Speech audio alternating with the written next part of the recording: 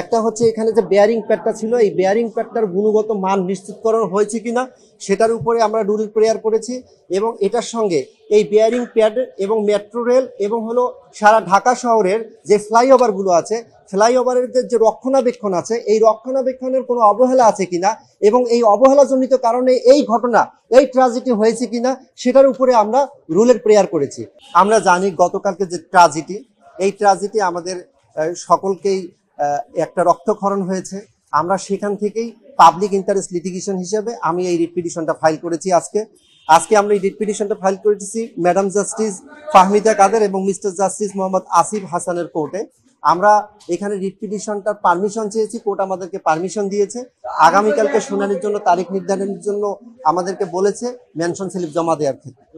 তো আমরা রিটে যেটা চেয়েছি, আমাদের রুলে 3টা বিষয় আমরা চেয়েছি। একটা হচ্ছে এখানে যে বেয়ারিং প্যাডটা ছিল, এই বেয়ারিং প্যাডটার গুণগত মান নিশ্চিতকরণ হয়েছে কিনা সেটার উপরে আমরা রুল প্রেয়ার করেছি।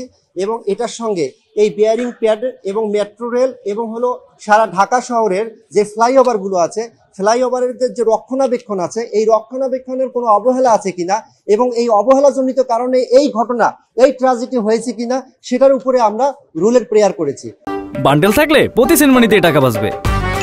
বিকাশ সেনমানি বান্ডেল কিনে জিতুন প্রতি লেনদেনে। এবং পাশাপাশি এখানে যে এই রক্ষণাবেক্ষণের যে জবাবদিহিতা, সেটার স্বচ্ছ প্রক্রিয়া আছে কিনা সেটার উপরেও আমরা রুলের প্রেয়ার করেছি। এবং আমরা দুটো ডাইরেকশন চেয়েছি। একটা হলো, ইতিপূর্বে আপনারা জেনে থাকবেন 2020 সালে বুয়েট কর্তৃক এই বেয়ারিং প্যাডের যে মান সেটাকে স্পষ্টকরণ করা হয়েছে এবং পরবর্তীতে 2024 সালে এরকম একটা আহতর ঘটনা ঘটে এবং একই জায়গায় সেই ঘটনার পরবর্তীতে একটা প্রুফ কমিটি হয়। সেই কমিটির রিপোর্ট কি আসছে এখনো পর্যন্ত আমরা কেউ জানি না। সেই রিপোর্টটা কোর্টের সামনে সাবমিট করার জন্য আমরা ডাইরেকশন চেয়েছি।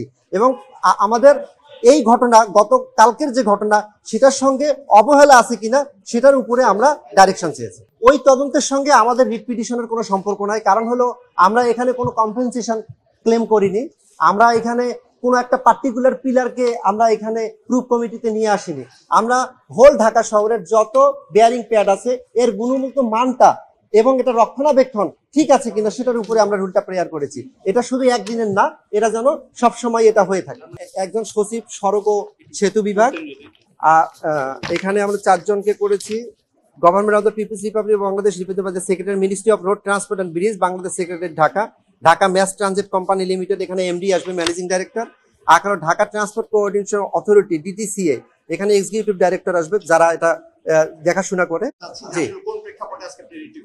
জি, গতকালকের যে এই একটা ট্র্যাজেডি, সেটার উপরে আমি মনে করি যে আমার মতো সকলের মানুষের রক্তক্ষরণ হয়েছে, সেটার উপরে আমাদের পাবলিক ইন্টারেস্ট লিটিগেশনে আমরা এই রিট পিটিশনটা আজকে ফাইল করেছি। এবং কোর্টের সামনে যখন আমরা নিয়ে এসেছি, কোর্ট আমাদেরকে এটার পারমিশন দিয়েছে ফাইল করবার জন্য। আগামীকালকে শুনানির জন্য আমাদেরকে মেনশন করে জমা দিতে বলা হয়েছে। এইটা আমরা court mister justice madam justice Fahmida Kader এবং মিস্টার জাস্টিস মোহাম্মদ আসিফ হাসান সাহেবের কোর্টে আমরা পারমিশন পেয়েছি। আমরা 4 জনকে রেসপন্ডেন্ট করেছি। এখানে সচিব সড়ক ও সেতু বিভাগ এবং managing director Dhaka mass transit company limited, Dhaka transport coordination authority executive director এবং ইতালিয়ান থাই ডেভেলপমেন্ট কর্পোরেশন লিমিটেডকেও আমরা এখানে পার্টি করেছি। জি, আমরা ডাইরেকশন চেয়েছি দুটো বিষয়ে। একটা বিষয় হলো, এর আগে যে কমিটিটা গঠন করা হয়েছে, যেখানে আহতর বিষয়টা ছিল 2024-এ, সেই কমিটির রিপোর্ট এখনো আমাদের সামনে আসেনি এবং কি তথ্য আসছে সেটা আমরা জানি না। এবং এখানে কোনো অবহেলা হয়েছে কিনা সেটাও আমাদের কাছে অস্পষ্ট। পাশাপাশি ক্ষতিপূরণের বিষয়টি আপনারা আলোচনা করেন। জি, কম্পেনসেশনের বিষয়ে আমরা গতকালকে আমরা দেখেছি, এটা কম্পেনসেশনটা অলরেডি অথরিটিকে বলা হয়েছে টাকা 5 লক্ষ টাকা দেওয়ার জন্য, এবং সেটা internal policy of the department. এইখানে আমরা কম্পেনসেশন আমরা ক্লেম করিনি, কারণ আমরা তো ওইখানে একটা তদন্ত কমিটি আছে, সেপারেট তদন্ত কমিটি। আমাদের এই তদন্তটা ডিফারেন্ট একটা ওয়েতে তদন্ত, সেই কারণেই আমরা এটার সঙ্গে অ্যাড হইনি। এইখানে না, এটা অবশ্যই না। এখানে 5 লক্ষ টাকা এটা অধিদপ্তর তাদের কম্পেনসেশন, তারা এটাকে অবহেলাজনিত কারণে এটাকে দিচ্ছে, কিন্তু এইটা অবশ্যই এনাফ না, অবশ্যই এনাফ না।